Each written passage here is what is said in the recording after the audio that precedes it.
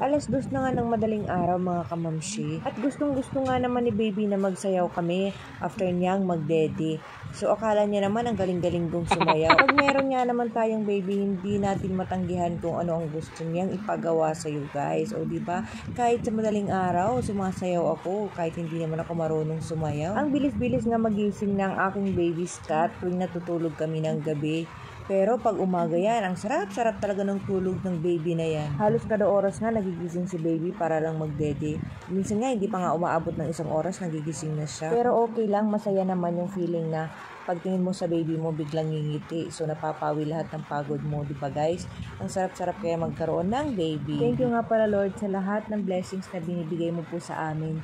Sobrang thankful po talaga kami sa inyo, lalong-lalo na binigyan mo kami ng baby na napaka-healthy. At dito na nga magtatapos ang aking video mga kamamshi. So maraming salamat sa inyong panonood.